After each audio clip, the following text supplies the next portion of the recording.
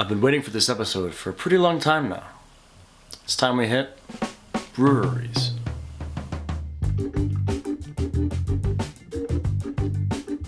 First, we visited Booneshine Brewing Company. We then went to Provence Brewing.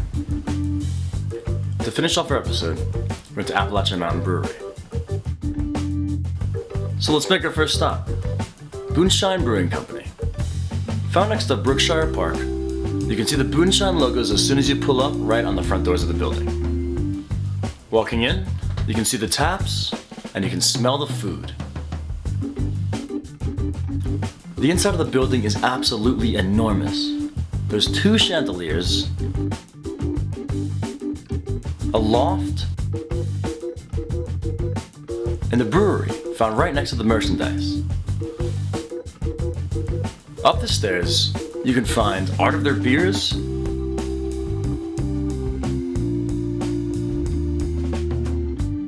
a comfortable lounge to relax in. Up here, we had the opportunity to meet the owner of Booneshine. My name is Matt, and I'm the general manager here at Booneshine. So I do a little bit of everything. Just depends on the day. So we actually have a pretty tight relationship with the ASU fermentation department. We've been partnering with them since we started. And so every quarter, we actually invite students and instructors to come over and help us build a recipe.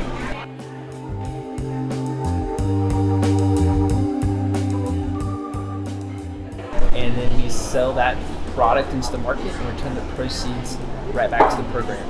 And so we definitely encourage students in the program to come volunteer, come hang out, come ask questions, and they're very much intertwined with our day-to-day operation here.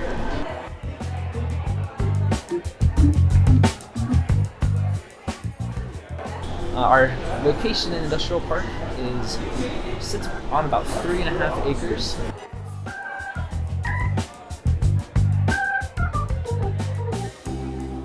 And we have around 8,000 to 9,000 square feet that's split between production space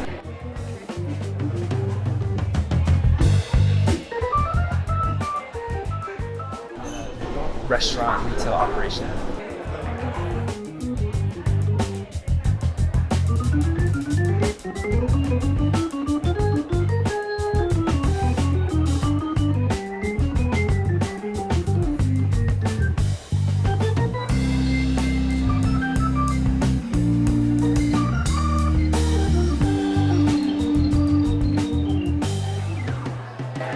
Whenever it comes to building a product or a recipe, we all have a little bit of say and offer a little bit different perspective. So whenever we do build a new beer, it's more of a conversation between our team.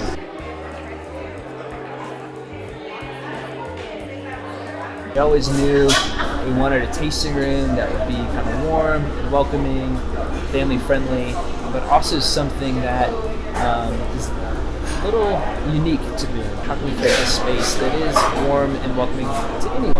So when you walk in, whether you're 5 years old or whether you're 55 years old, it feels like you're walking into a warm space.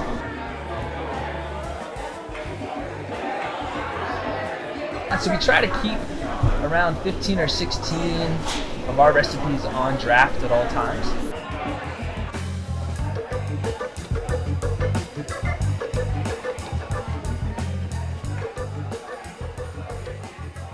So we try to make sure there's something for everyone, whether it is the novice beer drinker who's just getting into craft beer, or whether it's the complete beer nerd who's always hunting for the next fun recipe.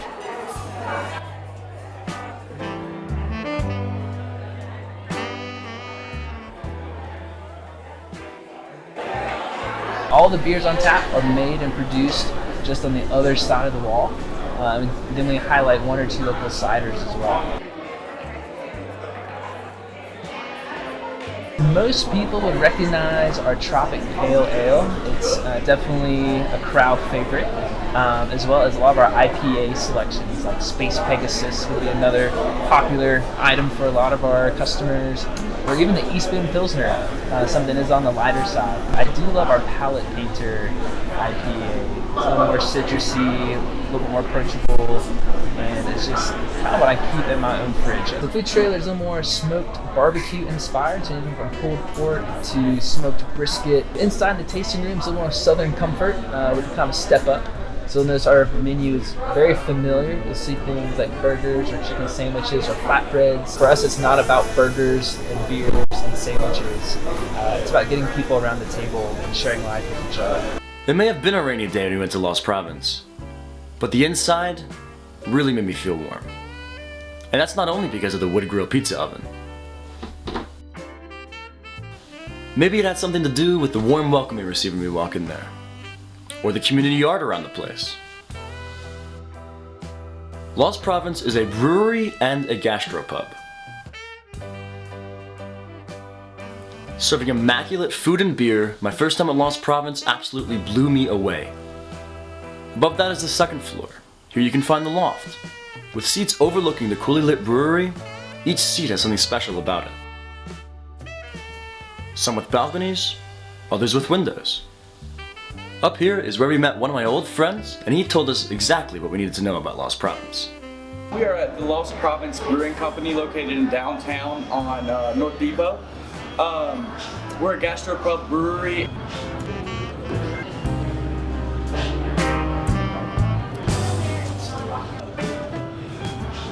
And I work as the front of house manager.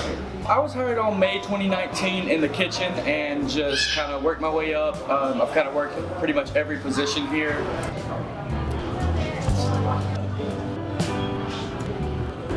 What drove me to this place so much, and I tell it anytime I'm interviewing somebody, is how this place creates a culture of like building up your community.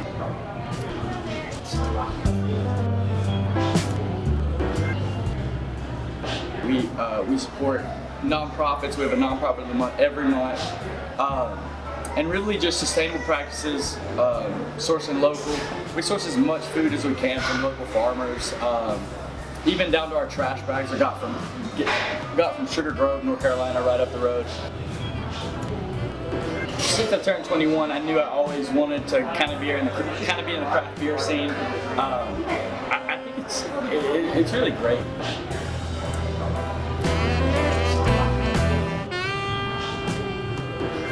You know, the funky beers they can come up with, and really it goes beyond. Like, we're more than a brewery. You know, we're a big part of this community. We try to build each other up. Yeah, you know, the brewery scene always attracted me. I want to stay in the craft beer scene. But yeah, really that love for craft beer. So at any one time we'll have up to like 12-ish on tap, and the brewers get really creative back there.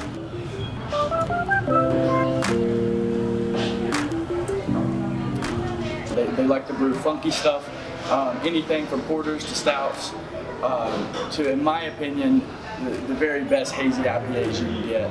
But currently we have 4 hazy IPAs on draft.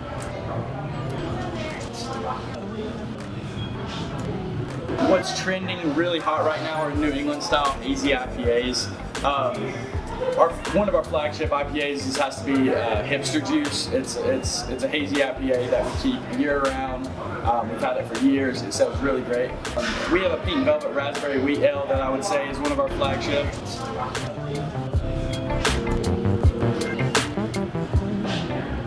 And along with that, Lost Provence IPA, which is your clear IPA, hoppy bitter IPA. And we actually have one on tap right now called Saskatoon Berry Ale. Our head brewer Joey is from Saskatoon, Canada.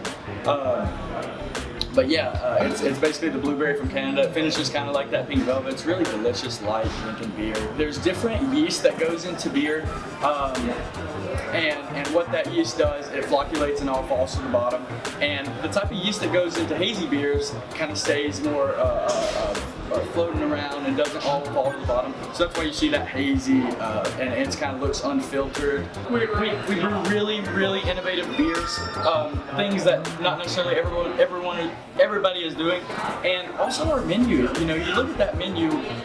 We keep seasonal things that are local, really funky stuff. People love to order them. I think, you know, you pair those innovative beers with such a creative menu, and we solidified kind of our place in Boone with that.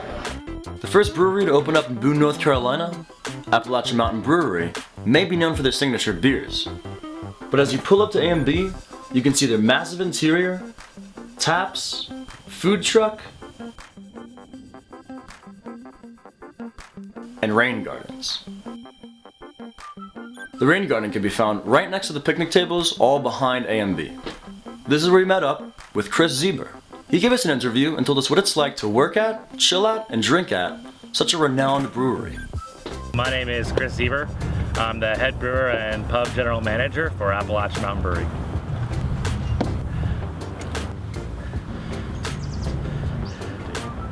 So I've been here since the beginning.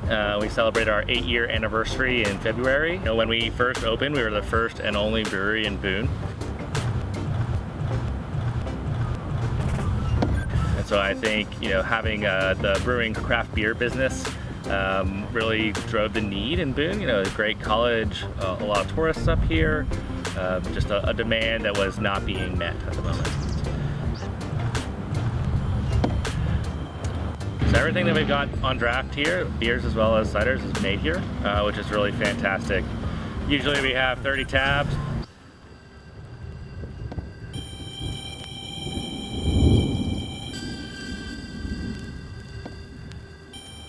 You know, beer by law is made from malt, mead that's made from honey, ciders are made from apples, perries are made from pears.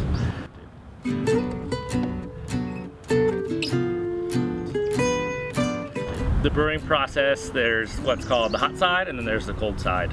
So the hot side is what happens in the brew house, and that's where you take your malt, your hops, your water, and you make what's called wort, which is a sugary mixture that I like to call sweet tea.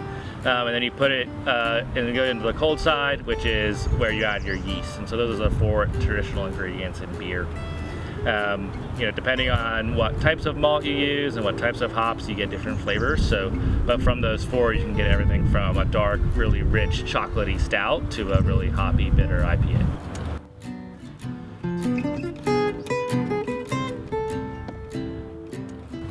Hazy IPAs taken off like crazy. So our #1 seller is usually whatever, you know, fresh hazy IPA we have on.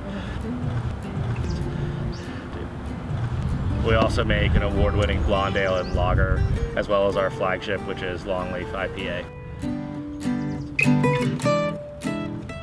We are brewing one of my favorites though right now, actually. It's called Panic Water. It's a hoppy pilsner, so it's dry hop, which gives it that like fruity tropical hop aroma, but then it's a lager, so it finishes clean, and for hot summer days like this, it's really perfect.